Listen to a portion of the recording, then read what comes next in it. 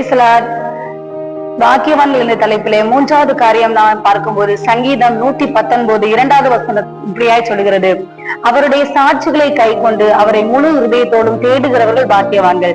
ஆமாங்க, கர்த்தரை யார் முழு இதயத்தோடும் தேடுகிறார்களோ அவர்களை பாக்கியவான்கள் என்று வேதம் சொல்லுகிறது. இந்த நாட்டுல கிறிஸ்தவர்களை பொறுத்த மட்டில ஏதோ கடமைக்காக தேடுகிற ஒரு சடங்காச்சாரமாய் தேடுகிற அனுபவம் தான் எல்லாருடைய வாழ்க்கையிலும் காணப்பட்டு கொண்டிருக்கிறது. இந்த ஞாயிற்றுக்கிழமை ஆராதனைக்கு வந்தோம்னா அடுத்த ஞாயிற்றுக்கிழமை தான் ஆராதனைக்கு வருகிறோம். இடப்பட்ட நாட்களில் ஆண்டவருக்கும் அவர்களுக்கு எந்த சம்மதம் இல்லை. ஆண்டவரை தேடுகிறதுல ஒரு மணி நேரம் கூட விழித்திருந்து ஜபிக்கிறவர்களாய் தேவனை தேடுகிறவர்களாய் காணப்படுவதில்லை. வசனம் சொல்கிறது, கர்த்தருடைய சமூகத்தை நித்தமும் தேடுங்க, அவருடைய வல்லமை நித்தமும் நாடுங்கன்னு சொல்கிறது. எனக்கு அருமையான தேவஜனமே, அந்த கர்த்தருடைய சமூகத்தை நித்தமும் தேடுகிறவர்களாய் காணப்படுங்கள்.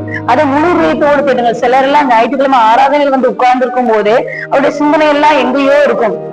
டைம பார்த்துட்டு இன்னும் அடுத்த உள்ள காரியம் இருக்குது என்று சொல்லி அதையே சிந்தித்துக் கொண்டிருப்பார்கள். அவர்களுக்கு ஒரு முழு கான்சென்ட்ரேஷனோட ஆண்டவரை தேட மாட்டாங்க. ஆனா வசனம் சொல்கிறது, முழு இதயத்தோடு அவரை தேடுகிறவர்கள் பாக்கியவான்கள். அதை மத்திய எழுதின சுவிசேஷ புஸ்தகத்திலும் ஆண்டவர் தெளிவாய் சொல்லுகிறார், உன் தேவனாகிய கர்த்தரிடத்தில் முழு இதயத்தோடும் முழு ஆத்மாவோடும் முழு மனதோடும் அன்பு கூறுவாயாக. அதுல நீங்க அன்பு கூறுவீர்களானால் நீங்கள் கர்த்தரை முழு இதயத்தோடும் தேடுங்கள். கர்த்தரை தேடுகிறவர்களுக்கோ ஒரு நன்மையும் குறைவுபடாது. ஒரு நன்மையும் குறைவுபடாது என்று சொன்னால் என்ன அர்த்தம்? அவனுக்கு எல்லா நன்மைகளும் கிடைக்கும், எல்லா ஆசீர்வாதங்களும் அவனுக்கே உரித்தாகும் என்று வசனம் சொல்கிறது. அப்படியானால் இந்த நாட்டிலே கர்த்தரை நீங்களும் முழு இதயத்தோடு தேடுவீர்களானால் நீங்களும் பாக்கியவான்கள், பாக்கியவான்களை மாறுவீர்கள் என்று சொல்லி உங்களையும் வாழ்த்துகிறேன். கர்த்தர் தாமே இந்த வசனங்களை கொண்டு உங்களை ஆசீர்வதிப்பாராக. ஆமென். தேங்க்யூ. God bless you.